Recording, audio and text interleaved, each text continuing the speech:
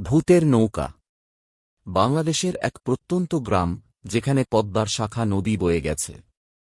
গ্রামের পাশে ছিল এক পুরনো নৌকা, যা সবাই ভূতের নৌকা বলে চিনত।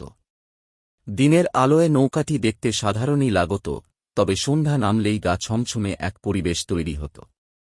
লোককথা বলে, বহু বছর আগে এক জেলে পরিবার এই নৌকায় থাকত। এক ঝড়ের রাতে তারা নদীতে ভেসে যায়, আর কেউই ফিরে আসেনি। এরপর থেকে যেই সেই নৌকায় উঠেছে, সেই নিখোঁজ হয়েছে বা পাগল হয়ে ফিরেছে। এক রাতে গ্রামের এক তরুণ, রহিম, বন্ধুর সাহসে নৌকাটিতে যাওয়ার সিদ্ধান্ত নেয়। কুয়াশাচ্ছন্ন রাতে আলো আঁধারির মাঝে সে ধীরে ধীরে নৌকায় পা রাখে। হঠাৎ করেই বাতাস থমকে যায়। আশেপাশের জলের ঢেউও যেন স্তব্ধ হয়ে যায়।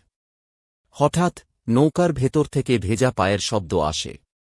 রহিম পেছন ফিরে দেখে এক ছায়ামূর্তি দাঁড়িয়ে আছে, তার ফাঁকা চোখ দুটো সরাসরি রহিমের দিকে চেয়ে আছে। ঠান্ডা বাতাসের সাথে একটা ফিসফিসানি ভেসে আসে, তুইও কি আমাদের মতো হারিয়ে যাবি? রহিম আর কিছু বোঝার আগেই একটা ঠান্ডা হাত তার পা চেপে ধরে, আর সে ভয়ে চিৎকার করে অজ্ঞান হয়ে পড়ে যায়। সকালে জেলেরা তাকে নদীর তীরে অচেতন অবস্থায় খুঁজে পায়। সেই রাতের পর থেকে রহিম আর কখনো কথা বলেনি। শুধু নদীর দিকে তাকিয়ে ফিসফিস করে বলে, ওরা এখনও আছে, ওরা এখনও ডাকে।